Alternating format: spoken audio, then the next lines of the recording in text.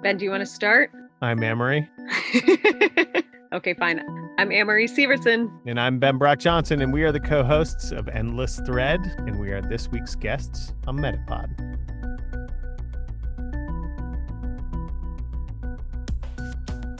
You're listening to MetaPod, where we unpack the web's most interesting podcasts and the stories behind them, hosted by Wendy Morrill and Kevin May.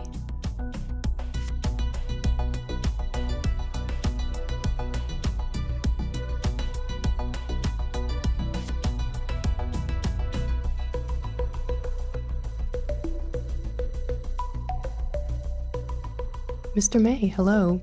Oh, hello there, Ms. Morrill. How the devil are you? I'm fantastic, great, and you? I'm grand. So, when dreaming up MetaPod, we imagined it would be a buffet of sorts, right? A smorgasbord, a potpourri, a potluck dinner of the world's best podcast for listeners to digest whatever their interests. Isn't that right? Yeah. My tummy's still pondering a buffet at the moment, but yes, this is true. 1 week you'll get a deep dive into the history of rave culture. That was episode 1, everyone. Then a chat with a true crime expert. Then, without giving too much away about what's coming up, an interview with a comedian about lockdown life with his 80-year-old mum, or someone who created a show about a pivotal moment in modern history. Yeah, that's right. Garnish listeners with accessible knowledge and entertain them with things they never knew about or never considered to be part of their regular podcast luncheon. You know, spread a little fancy mustard on the sandwich for a bit of zing. See what I did there? Yeah, very good. You deserve condiments for that one. Thank you. Right. Anyway, but yes, find things that people never knew about and bring them to the table. That's actually what the co-hosts of the podcast that's featured this week do pretty well. Yes, and they're pretty generous with the fancy mustard too. Okay, so listeners, we're not talking about mustard forever, are we? We're talking about Amory Sivertson and Ben Brock-Johnson, the dynamite co-hosts of Endless Thread, a podcast produced by WBUR in Boston, Massachusetts, in cooperation with Reddit. Now, I suppose this was inevitably going to happen, but we are victims, finally, of recording an episode and then something pretty major happening before we publish it. You mean you already edited next week's episode on the Super Bowl? No, there is no MetaPod episode on the Super Bowl, or at least not yet. Oh, you edited all the tape of the forthcoming episodes of MetaPod without telling me. Yeah, you wish. I do. Anyway, right? You must have created that new track that's playing behind us as we speak, then. Oh, I can't remember if it's this track or next week's track. We've both been dabbling with GarageBand. But anyway, what I mean to say is that listeners will hear in this interview that it was recorded just a few days after the storming of the Capitol building in Washington, D.C. in early January. As it turns out, online community Reddit, the subject of Endless Thread, our guest this week, found itself in the spotlight in a big way last week when a group of so-called amateur stock traders took it upon themselves to organise on Reddit and take on the hedge funds of Wall Street. That's right. Well, at least this part of the episode is fresh. But yes, we can put in a little public service announcement here. Yeah, that's right. Dear listeners, the reason why we don't mention the biggest story around Reddit in years is not because we're crap interviewers, but due to us recording the episode a few weeks ago. So there, don't hate us. Even so, the discussion on the tape we're about to play did touch on what seems to be a common thread running through the latest debates about Reddit. Regular citizens organizing in order to take action or push back against things that don't seem right or fair or just. Now, I suppose it depends on how you see the issue, whether it's pushing for a change to benefit the greater good or circumventing rules and laws to benefit yourself. I think this concludes this week's public service announcement. And now back to our regularly scheduled programming. Right, so Endless Thread. As I said earlier, a podcast produced by radio station WBUR in cooperation with Reddit. It's rightly described as a show for Reddit connoisseurs, skeptics, and the rest of us. So that means just about everyone, which makes sense because Amory and Ben see normal people as the celebrities of everyday life. They present personal stories with intrigue and respect and leave you with a little something you didn't know before, and usually some restored faith in humanity. It's very true.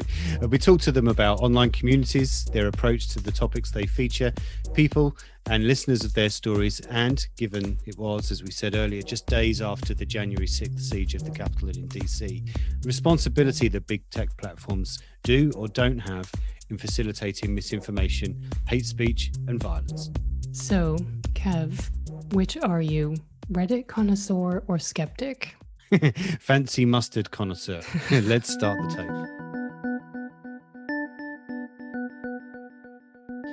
A very warm welcome, Amory Sivertson and Ben Brock-Johnson to MetaPod. You are from Endless Thread. We really appreciate you joining us this week on MetaPod.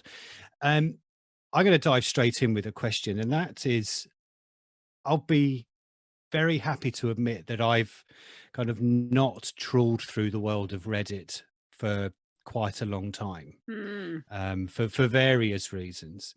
So, Amory, can you give us, what would you say is the kind of the 2-minute guide to what is the Reddit 101? So that for listeners that perhaps are as Luddite as I am, who may not know what Reddit is all about, Yes. or those that need a bit of a refresher. Oh, What is certainly. Reddit and what's your involvement in it? So Reddit is a collection of communities. I think that that's the simplest way to think about it. And those communities are centered around very specific interests. Like say you are a long distance runner, you will find a community there of long distance runners where you can ask questions and share horror stories and victories and all of that good stuff. Or say that you are someone like me who loves things like lint trapped in keyboards, or like dirt on a piece of stone that needs to be power washed away. You'll find a community for that kind of stuff too. Like power washing porn, or there's a community called oddly satisfying that I find oddly satisfying. Ooh. And it's centered around the kinds of things that you're interested in, but you've never really thought about how interested in them you are. And so really, if you just think of it as a collection of communities where you can get as involved as you want, or just as kind of scroll through browserific as you want, Yeah. that works too. Okay. And Endless Thread, your podcast that you're talking to us about today, has actually only been around for a number of years, whereas Reddit has been around for a lot longer. So what was the process around getting started and, just bringing Endless Thread to life, as it were?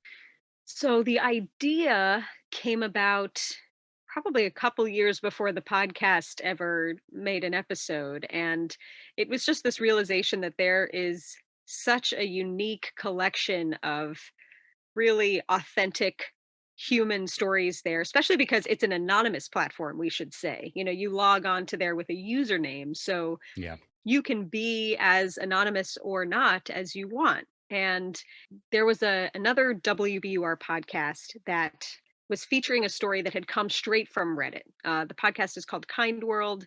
It was featuring this beautiful story of a man reaching out to fellow Redditors and saying, "My uncle has Down syndrome. He is dying. He loves receiving mail. Would any of you consider sending him a piece of mail in his, final weeks or months here?" And of course, there was a huge outpouring from fellow strangers with regards to this one post. And this kind of got a colleague of ours thinking, you could do a whole show just featuring stories from Reddit. And there's such a wide variety. I mean, that happened to be a story of kindness, Yeah. but we've we've dug into internet mysteries, we've dug into, stories from history that you kind of only find surfaced on Reddit, and also other really personal stories that are unique and are shared in unexpected communities sometimes. So that's where the idea for the podcast came from. There was a cold tweet, I think, to Alexis Ohanian that was sent out saying, Alexis Ohanian is one of the co-founders of Reddit. Yeah. So there's a cold tweet sent out saying, "Hey, what do you think of making a podcast with us about stories from Reddit?" And like I said, 2 years later, I think it was, that the podcast finally came into being. So, Endless Thread is a show for Reddit connoisseurs, skeptics, and the rest of us. Hmm. Now, I'm a skeptic, and so far, every show has left me with a bit of the feel goodies. Now, is there an episode of Endless Thread that will actually make me feel bad or angry or something else besides feel goody? Yeah, definitely. Well, I guess it depends on what gives you the bad feelies. Okay. But I think, yeah, definitely. There's a lot of, I mean, we've covered some pretty disturbing topics on the show. Uh, Mhm. Mhm. and I don't know, I guess I don't know which episode you've listened to, but like, you know, for instance, one of the topics that we covered was a group of trans women who were super active on this site and were effectively trying to fight hate speech on the site by infiltrating hate speech groups and hate speech communities on the site and becoming moderators of those communities and then kicking all of the other moderators off and trying to basically revamp the communities completely. There was a community called our F word, very homophobic word that you've probably heard. You know, one of these women sort of infiltrated the group of moderators, kicked all of the other moderators out, and replaced a bunch of homophobic content in the community with photos of sticks, which, if you know the word I'm talking about, Mhm. will make some sense. But one of the things that was really tough about that episode, about producing that episode, was that a lot of these women who were doing this work on the platform really felt that the administrators of the site, the people who work at the company, were just not doing enough to fight hate speech online and to fight hate speech specifically on Reddit. You know, we've done episodes about kidnapping, you know, child abuse, a lot of tough topics. You know, we also do the stuff that gives you the feel goodies as well. So we do a full range, I would say. I can say that I think most Redditors are also Reddit skeptics. You know, I Okay. think we find platforms that we love deeply and we form communities on, but I think all platforms have their dark corners Mhm. and all platforms need to be doing more to combat things like hate speech in those dark corners. And one of the things that has, as a fellow skeptic, that has taken me by surprise, pleasant surprise with Reddit, is that there's usually a community that is fighting back against the darkness. So, like what Ben was just talking about, you know, there are unsavory groups, and unsavory is too generous of a word. There are despicable groups on every platform, and there are also groups that are combating those groups. Mhm. Usually that's where you find a lot of the hope. Mhm. On Reddit and every platform is where you find those other communities that are pushing back and saying this is not okay. They call Reddit the front page of the internet, right? I mean, Reddit calls itself the front page of the internet. And just the pure number of people using this site kind of defies pigeonholing the site in a lot of ways.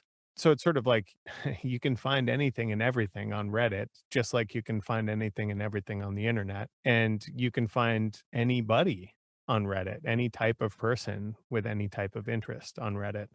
And so I think that's an interesting thing too that we bump up against when we talk to people about the show who are not Reddit users. You know, frankly, when I just talk to people out in the world who are not Reddit users who are asking me more about the work that I do and the podcast that I've made, who are sort of like, "What is it? It seems like sort of a creepy, dark place."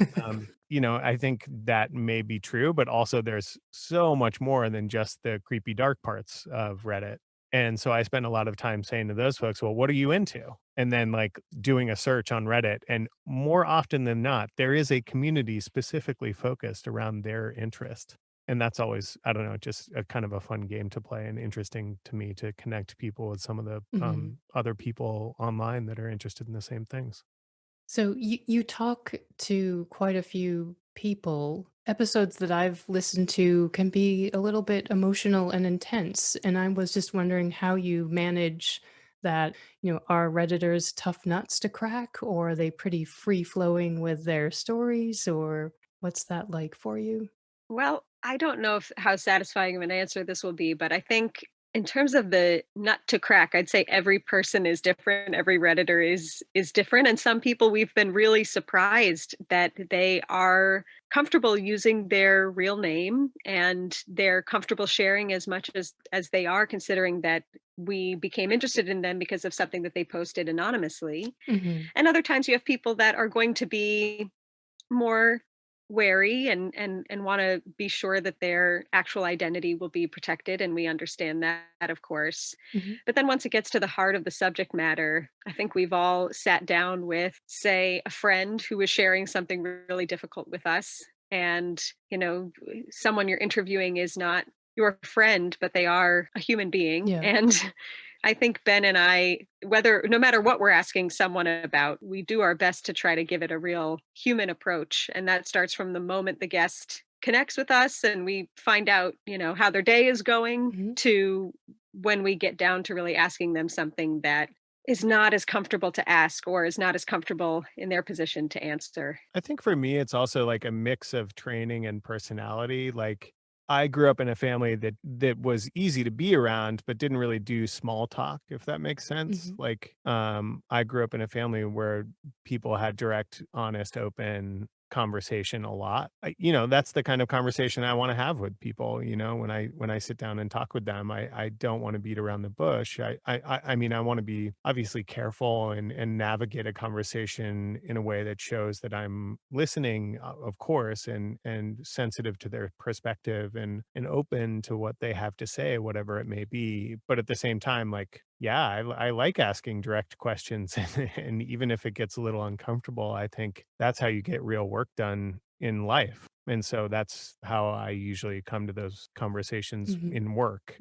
And then also, I think just over time, what I've learned as an interviewer is that you're having a real conversation, but there's a performative aspect of it as well, right? So you're like catching lightning in a bottle. You're trying to create a conversation that's powerful and engaging. I've found through interviewing that if you ask that direct, honest, straightforward question, you'll usually get a more powerful answer. And so I think sometimes the conversations can be hard. I mean, I don't know about Amory, but I've definitely cried during Hmm. interviews you've done with other people, and like they've cried in interviews that we've done with them. And I think opening yourself up that way as an interviewer and trying to be empathetic, I think we want to explore humanity in people, and we want to be empathetic to everyone that we talk to, even if that person comes from the opposite side of the spectrum of belief as us. That's an important baseline for us, is starting from that place of being open and empathetic and emotional with them,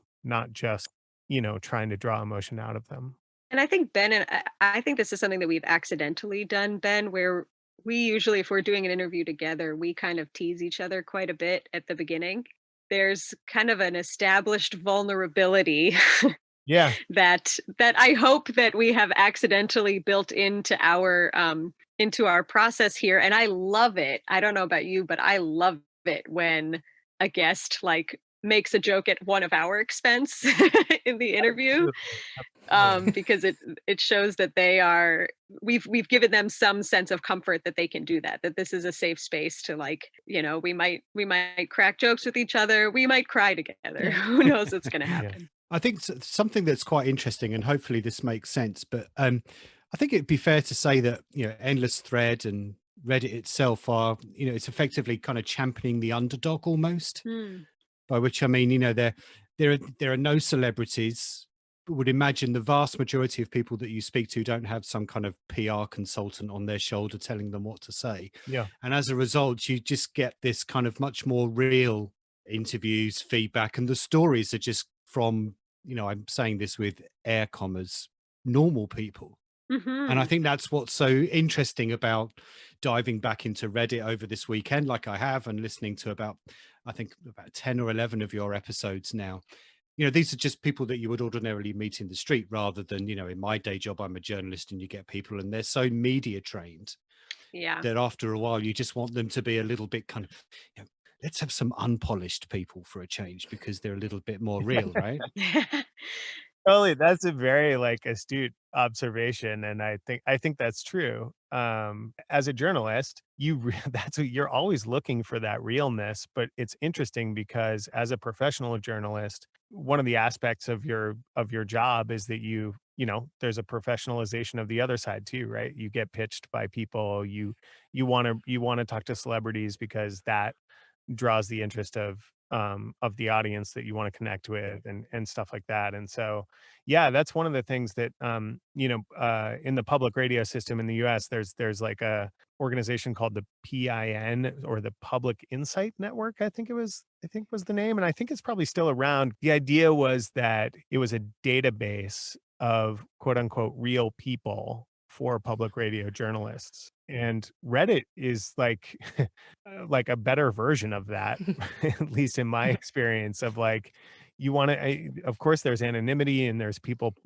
posing as people who are other than who they actually are, and so that like that's definitely an issue. But at the same time, you talk to people Yeah. who are normal people, and you get them to be real.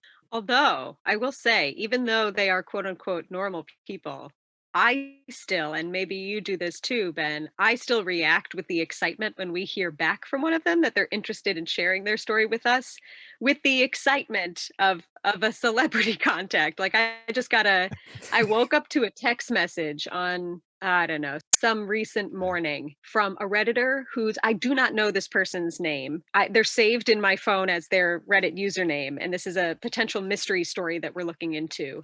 And I haven't heard back from this person in weeks. And I woke up to a text message back from them finally saying, giving me a little bit more information. And it made my whole day. Like I was so pumped to hear from this person because we are reading their stories, not knowing who they are and just knowing that we want to talk to them more. So They become celebrities too sometimes. Yeah. Like they become Reddit celebrities in Yeah. interesting ways sometimes. But it's just been a really pleasant surprise for me because right before working on this show, I was working still on a podcast called Modern Love, where I was contacting a lot of celebrities and their publicists and trying to book celebrities to essentially readings on that show. And I find myself no less excited hearing back from a Redditor that we've been really wanting to talk to than I was hearing back from, Jake Gyllenhaal that he's going to be on Modern Love. Can you describe, is there a quintessential endless thread episode? Mm. What do you think, Plates, Ben? Or Giedis? Yeah, Plates and Giedis are both up there. Yeah. Are you familiar with either of these? We're not trying to talk in code. No. So what would you say are the elements within those that make it quintessentially endless thread then? So those were both mysteries. Okay. And for a long time, so we're on break right now, and we're going to come back with a season in the spring. And we, for a long time, the way that we were publishing the show was basically like every week. We've made 160 episodes now, something like that. We've made a lot of episodes. We've started to sort of gravitate towards certain kinds of episodes. And these two episodes are both mystery episodes that really start on the internet, and then we bring them from the internet into the real world to try and solve them as a team. And our Plates episodes there was just a crazy picture of a guy in the middle of the woods pointing at a massive mountain of dishware that was in the middle of the woods. And he did not remember where this photo was taken. And the entire internet, or the entire Reddit portion of the internet, could not figure out where this photo was taken. And so we set out on an adventure to solve this. And I don't want to give any spoilers, but we had two episodes in which we go on that adventure. And then the Giedis episode, I think Amory should describe, because she was key in solving that mystery. We got reached out to by a handful of listeners actually saying you have to check out r/Giedis. So a subreddit, one of these communities on Reddit is r/whatever the community is. And there was this entire community, Reddit community, created around this furry, fictional, cartoonish character named Giedis, Geedis. And there were about 16,000 people in this community all trying to figure out, where did this Giedis guy come from? So it was a mystery launched by a comedian named Nate Fernald, who found a Giedis pin, like an enamel pin, online, and said, oh, cool, a Giedis pin. And then he thought, wait a minute, what is Giedis? So he does a little digging. He really can't find anything online, but finally someone comments on his tweet, I think it was originally, and says, oh, Giedis is from the land of Ta. So he goes, oh, great, the land of Ta, perfect. What is the land of Ta? And nobody knew what this was. And so we kind of went down this rabbit hole with the help of some of the Redditors from this Giedis community, who were all trying to figure this out, to figure out what is the land of Ta, who is Giedis, who created this, why. And so that was another mystery that we solved with the help of Redditors.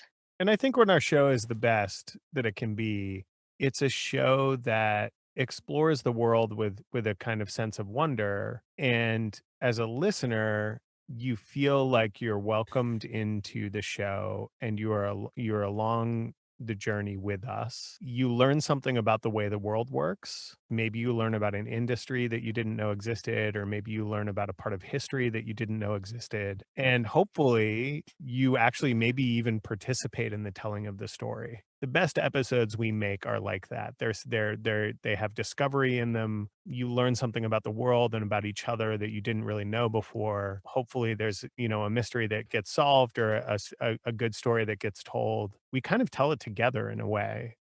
Even the passive listeners, I hopefully feel like they're a part of the telling of the story in a way. Yeah, and both of the examples we just talked about are that, where we didn't know if these were just ridiculous mysteries or what, but they both had these really satisfying conclusions where the story is a lot bigger and more meaningful than you even think it is when you first set out. How are you working together to pick the stories or pursue them in a certain way? I mean, do you have major disagreements?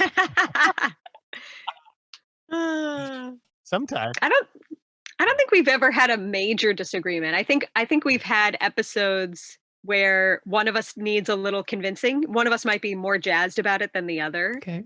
I think we've done a good job of staying pretty open to each other's ideas and saying like, "Okay, I'm along for the ride, but let's really try to."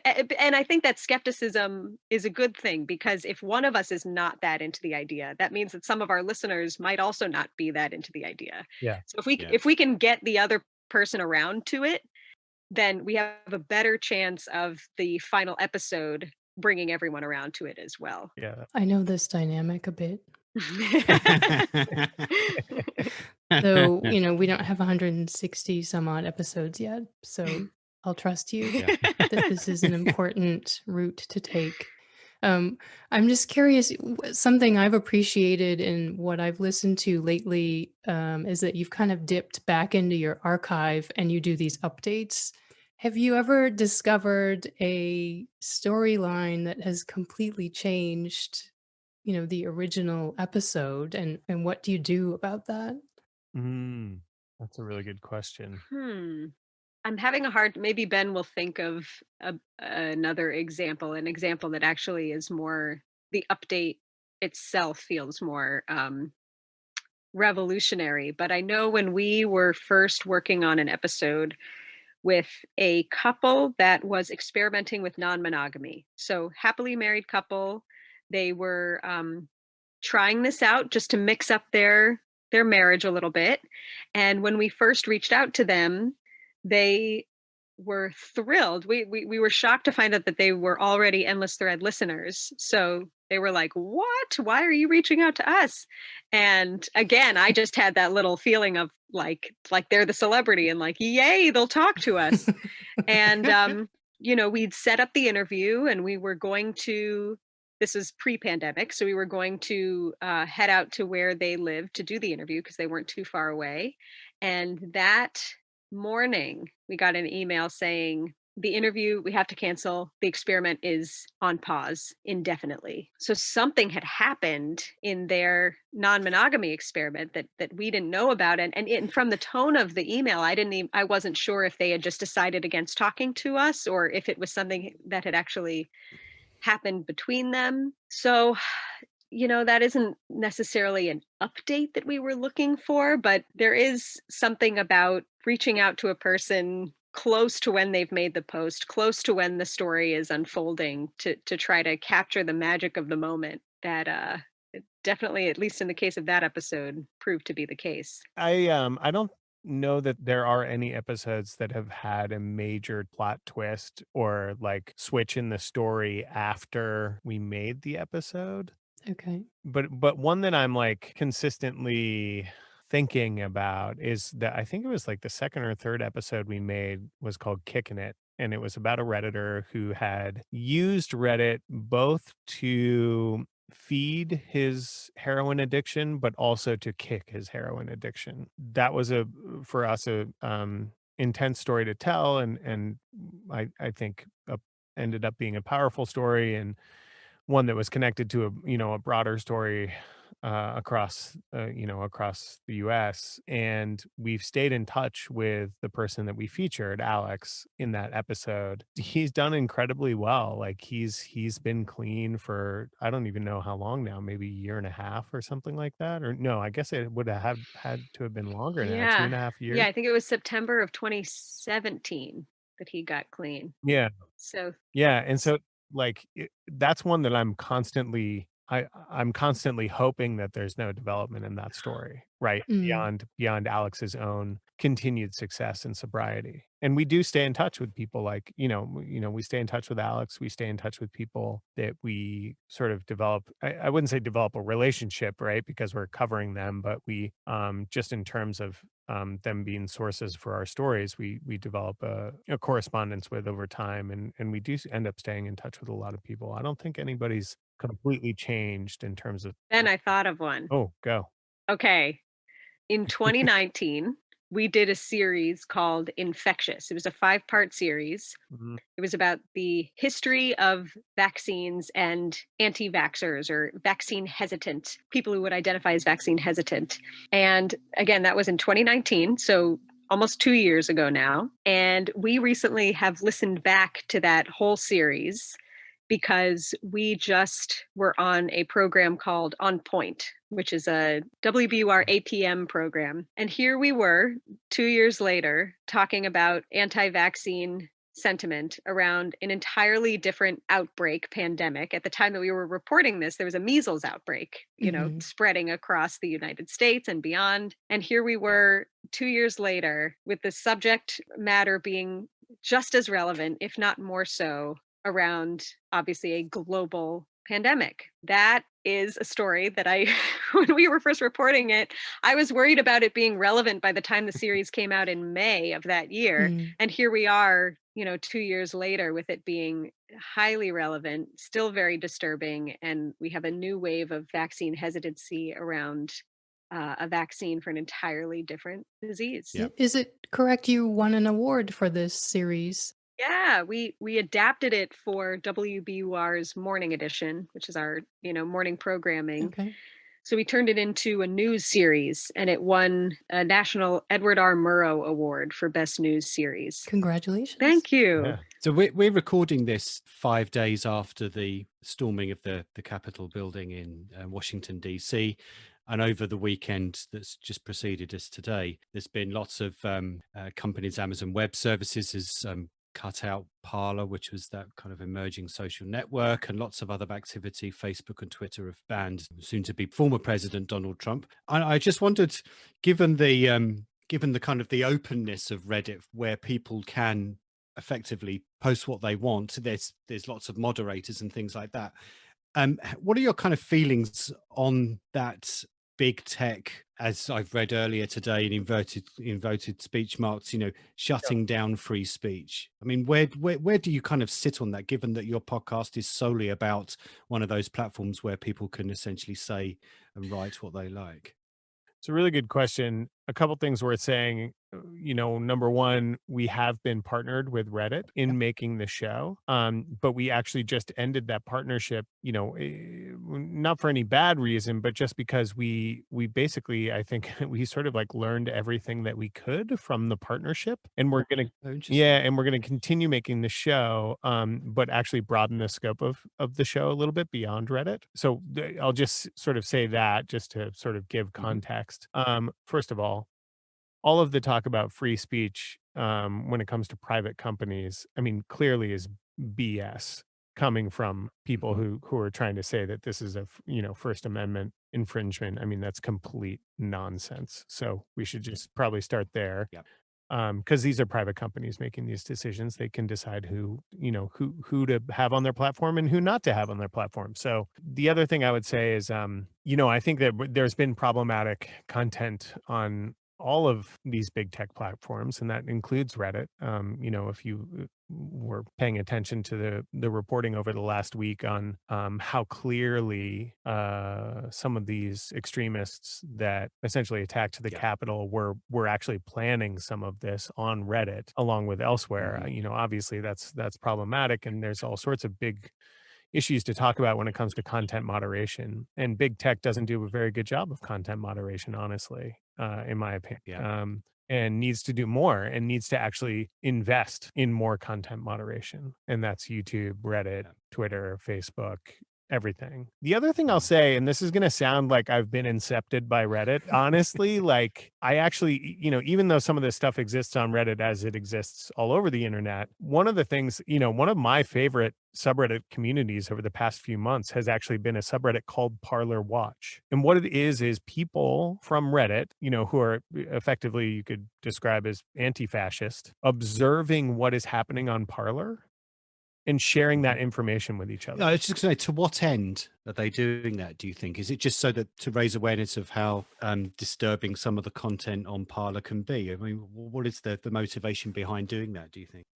It's a great question. I don't know the answer. I think there's probably a mix, right? Like there's some people who are doing it for the lulz, so to speak. And, some people who are doing just to troll. And then there are some people who are actually really concerned about what's happening on Parler and wanting to observe and to communicate outside of Parler to other people the conversations that are happening on Parler, which is, has been somewhat insular and maybe one could even argue even more unfriendly to outsiders than a lot of these other tech platforms. So I think in a weird way, Reddit, Reddit reflects all of the sides. There are people on Reddit who are saying awful things and talking about doing awful things, and then there are people on Reddit who are raising awareness about bad behavior online at the same time. And there's a real full spectrum there. So I don't know if I'm answering your question. But no, I get a sense of what you're saying. I mean, one of the episodes which I thought was really terrific was the Black Lives Matters in real life. Which I think we originally went out in the summer, and then you did a repeat of it quite fairly recently. And there was a discussion in there at the end about that there was going to be a person of color on the board, and there were going to be things implemented to better moderation. And I'm paraphrasing, probably not in a great way here, but they were going to a greater drive to do things on the site to make it a better and nicer place. I mean, it's almost a shame that it's taken what's happened this year in terms of Black Lives Matter for that to kind of happen. Would you agree? Or is it just a sign of that's the way these things evolve over time?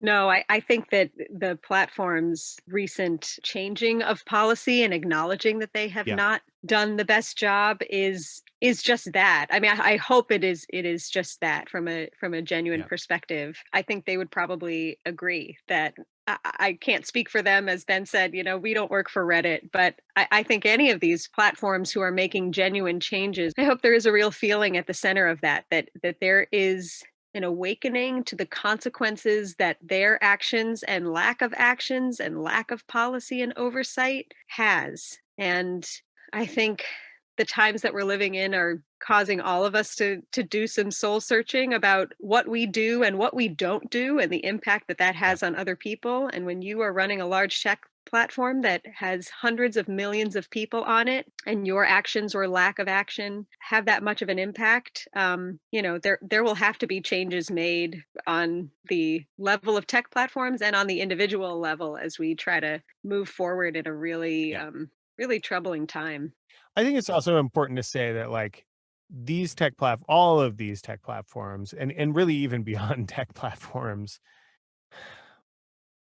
it's depressing to say, but I just think that all of this stuff should have happened a long time ago. And everyone involved in this stuff knew a long time ago that it should have happened. And so I think yes, on the one hand, people's eyes are opening, they're taking action, and that deserves, people deserve to be commended for taking action. And at the same time, you look at Twitter and Donald Trump getting banned from Twitter for inciting violence. That should have happened 4 years ago. Yeah, You know? after a lot of the damage has been Mhm. done. Yeah, exactly. It's real easy for a lot of these corporations now when the most powerful person in the country is on his way out of the job. And it's like politicians too. It's like maybe they know they should be doing something, but they're worried that it's going to piss a bunch of people off, and so they're not going to do it until they realize that not doing it has pissed even more people off, and then Yeah. they change their ways. I know we're talking quite a bit about the US, so I was just wondering what your sense of Reddit as an international community is, and if that's, any different than what you see in the US. And is it a space for international intercultural dialogue? Oh man, I think it is a little bit, and I think it's growing. Hmm. My sense of the Reddit community overall is that it's primarily English speaking. Hmm. But it's not all English speaking. Some communities, I'm trying to think of a good example. I was literally just looking at a subreddit that was in another language. But I think that, certainly Australia and the UK have and Germany actually all have a lot of Reddit communities and a lot of Reddit audience and Reddit users. I think Russia also, if I'm remembering correctly, also Brazil. I do think it's an international community, and I think at its best, Reddit can do what you're talking about, having inspiring cross-cultural conversation and people talking to each other from different cultures. Yeah, absolutely. I'm interested because I remember probably the mid to late 2000s when there was a bunch of them that came along. There was Reddit, there was Delicious, there was Dig, and there was all these various networks. And I'd say Reddit was one of the ones that in my professional life, we were saying, oh, was it a platform worth kind of engaging with to get stories and et cetera, et cetera. Mhm. And then it kind of, maybe it was just because we didn't use it, it kind of felt like it went off the boil a little bit. And I just wonder, has Reddit had kind of peaks and troughs of kind of popularity, or has it been fairly linear with its kind of growth to where it is now, if you know? I do not know. I don't Yeah. Yeah, I don't know for sure. I mean, I think it definitely has had peaks and troughs, and I think you see, when they change the design and stuff like that, Yeah. and when they add more advertising functionality to the site, more and more people decamp for other places. I feel like every Um, day I see someone on Facebook who says I'm getting off of this platform, or on Twitter saying I'm cutting Twitter out of my life. And I'm sure there are, I mean, we definitely have heard people say that they are going to reduce their Reddit usage, or like, I've been spending too much time on here, so I'm going to step away. But it is it is a different ecosystem. I mean, it's not a place where you are posting, your latest life update to a bunch of people who are really invested in your latest life update. I mean, it's not that kind of a place. Like Thank goodness. Reddit, right. Reddit, along with many other corners of the internet, it is a place where you can see something that will break your heart, and you'll see something that will make your day. I don't know. I don't hear people, at least in my circles, expressing a real need to distance themselves from Reddit, because Reddit can be the anecdote a lot of times. Mm. Right. Absolutely. It's like, it's definitely, yeah, it can be the anecdote, it can be the antidote and the poison Yes. at the same time. There's a good new tagline for Reddit right there. I The think. antidote and the And the poison. You've won an award, and you were also recognized by the Bellow Collective for your Black Lives Matter episode. I'm curious if your work has been referred to or utilized in ways that you hadn't expected or don't like, maybe. Educators, activists. I'd love to know. Well, we know that when we did that series about vaccines and vaccine hesitancy, infectious, there was a professor who reached out to us. Actually, I think there was more than one, but there was at least one who reached out and mentioned that they were kind of incorporating our series into their curriculum for a course on vaccines or related to vaccines. Okay. Yeah. So that was really encouraging to hear. I don't necessarily know beyond that if and how it's being used. I am interested in how people use podcasts. There was also like a librarians organization that had us come and talk to them about Reddit. Mm. And so we've had like here and there, folks have been becoming interested in specific episodes and or, larger questions about how engaging with Reddit and using Reddit for research and other things that we've been asked about. People also, I think, reference certain episodes of ours a lot around specific topics or mysteries or questions, which I don't know, seems pretty normal to me. It's sort of like, oh, like, remember that story about where glitter came from that was super popular that everybody like wanted to know the answer to?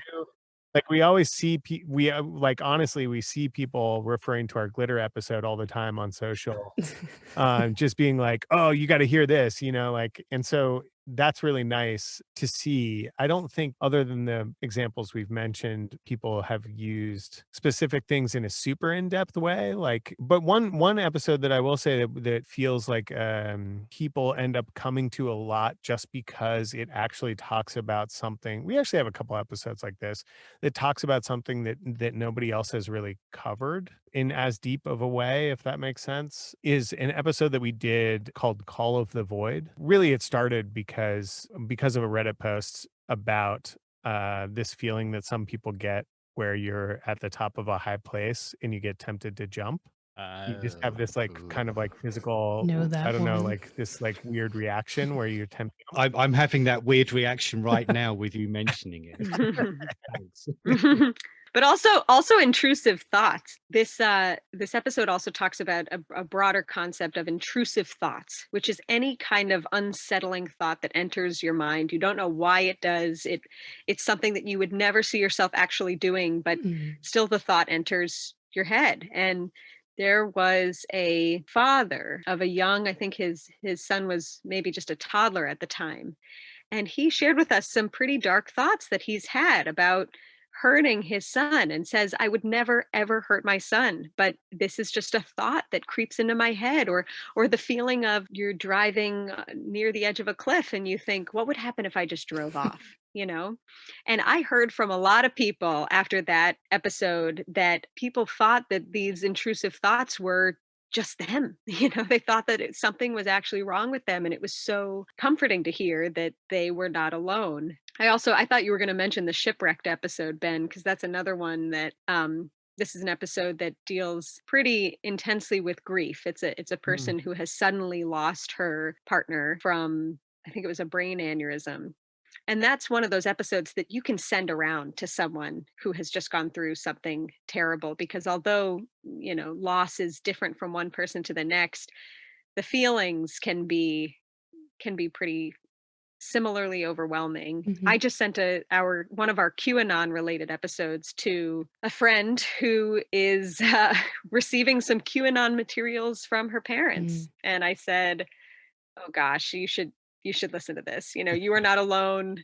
And I think podcasts do have that power. It might not be a more formal application like the curriculum that I was talking about. Yeah. If you share something with someone that hopefully offers them the sense that they're not alone, or just a window into an experience that they are also having, I think there's a lot of value to that.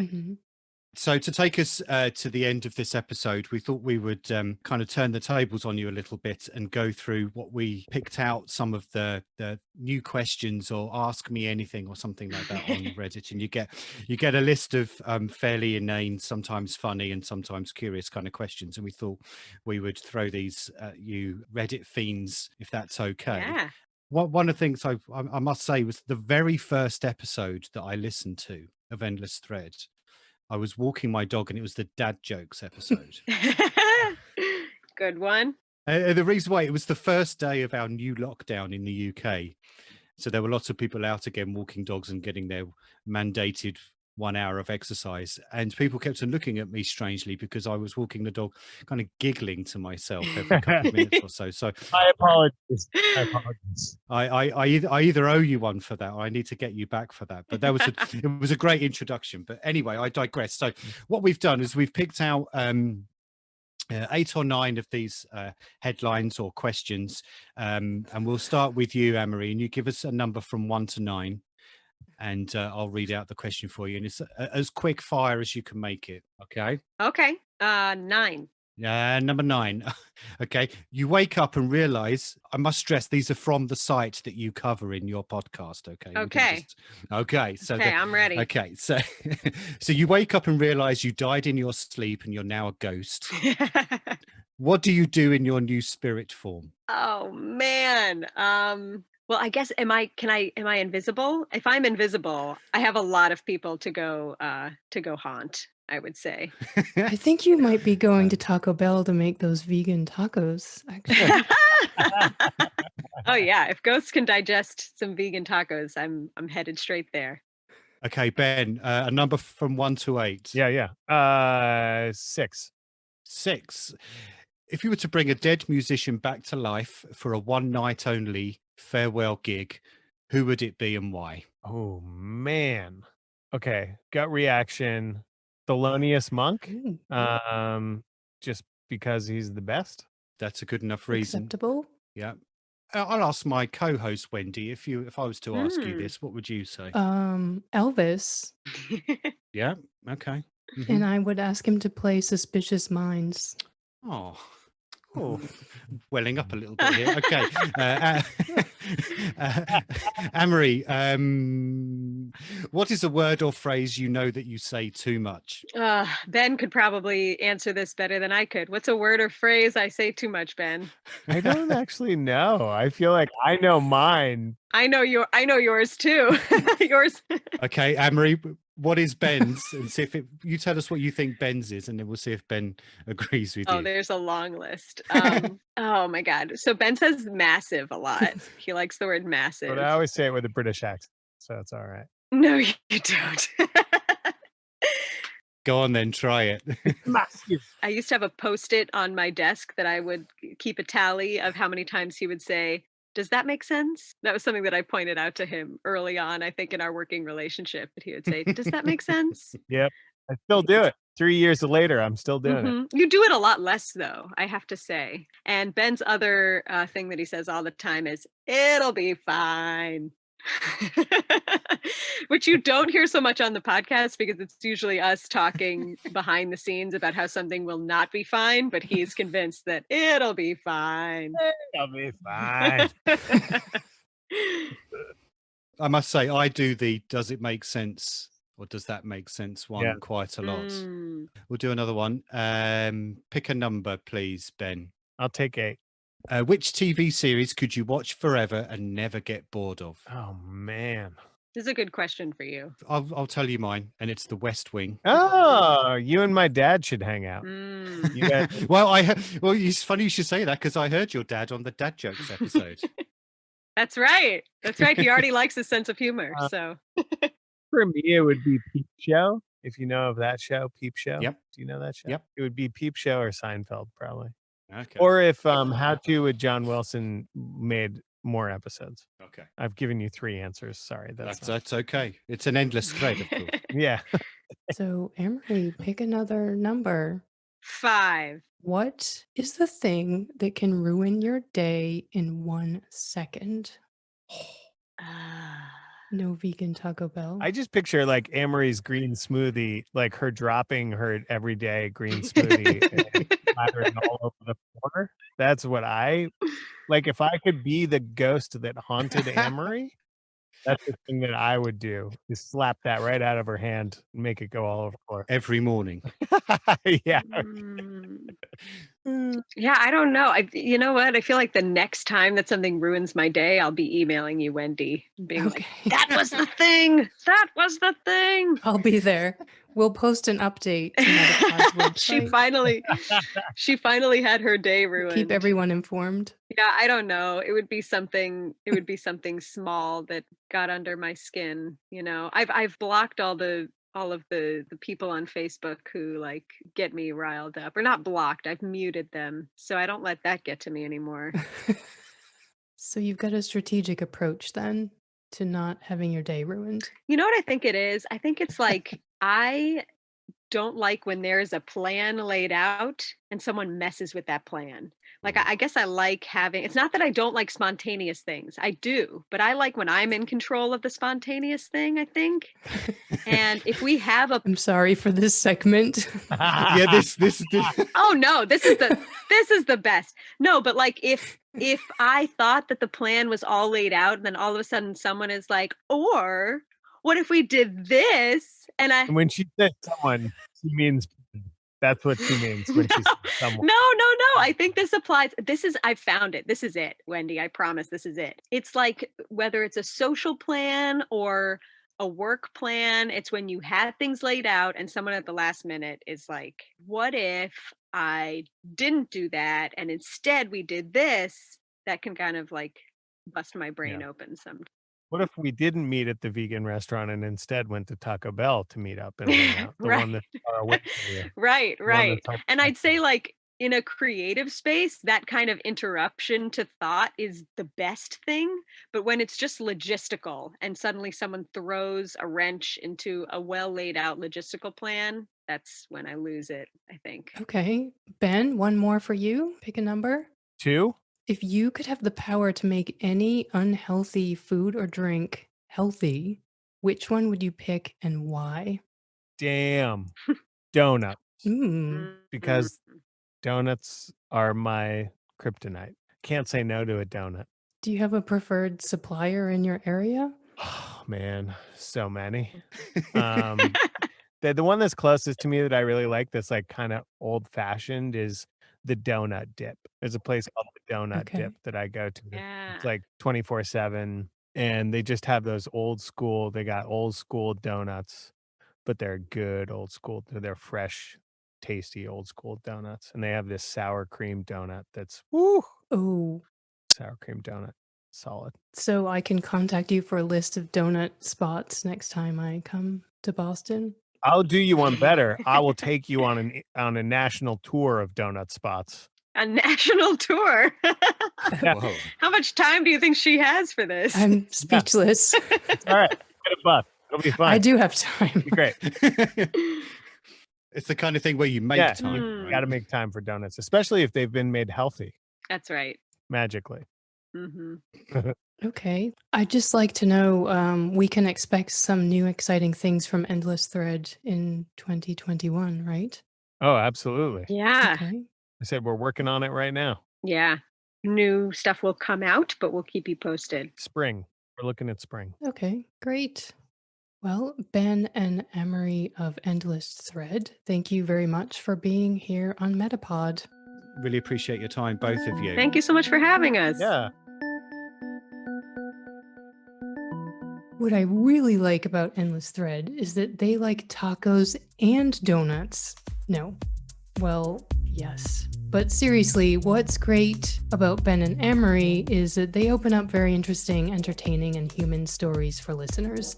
And they're all rooted in the internet, and they're all very accessible. Yep. And it could be anything or anyone, from activists infiltrating groups condoning hate and violence, to hobby sleuths solving the origin of a mysterious cartoon character or photo, to casual stock traders outwitting Wall Street. And don't forget the dads who are really good at dad jokes. They're certainly everyday celebrities, relentless in their pursuit for eye rolls and groans from family, friends, colleagues, and co-hosts. No comment. Right. Anyway, so although we didn't get into it with Ben and Amory during this interview because it hadn't happened yet, the Endless Thread team put together a special explainer episode on the current story around the Wall Street Bets subreddit and GameStop. You can find a link to that on the MetaPod page for this episode. That's right. Ben and Amory mentioned being on production break, so great teamwork there for pulling that together in the heat of the moment. We'll be looking out for new Endless Thread episodes in the spring, as they mentioned in our interview. And as Kev said, you can find links at the MetaPod episode page. If you're in the market for a pair of socks, not stocks, you might like to know. Boom. You might like to know that Endless Thread have socks. Socks in the bright and cheerful colors of their podcast artwork. Kev, do you think MetaPod should have socks? Or stocks? We should have everything. Well, the latter, we've yet to put this podcast on the public market, so we'll have to wait and see for that. But maybe it's actually a question for the listeners. MetaPod socks or slippers, t-shirts or mugs? Send us on your ideas. I'd wear MetaPod socks. So I hope you'll be designing those next week. Okay, if you'll let me, yeah. So maybe it's a good time to remind listeners that we're still searching for the guy on the podcast artwork for Ecstasy, the Battle of Rave, as we discussed with Chris Warburton in episode 1 of MetaPod. We don't have any leads so far, but we haven't given up hope. Yep, you can contact us at metapodshow.com. Follow us on Twitter, Instagram, Facebook and YouTube. You can also leave a rating or review for this episode on Podchaser or any of the other places where you listen to your podcast. And if you haven't listened to episode 1 of MetaPod, why the hell not? Exactly, why the hell not? We'd better sign off now so listeners can go directly to that episode. That's it from us for now. We'll see you next time. That's it for MetaPod this time. Thanks for listening. MetaPod will be back soon with another unpacking of the web's most interesting podcasts.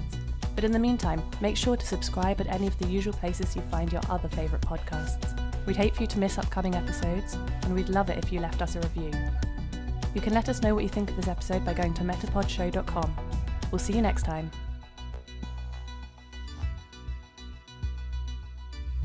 MetaPod is produced by Wendy Morrill and Kevin May.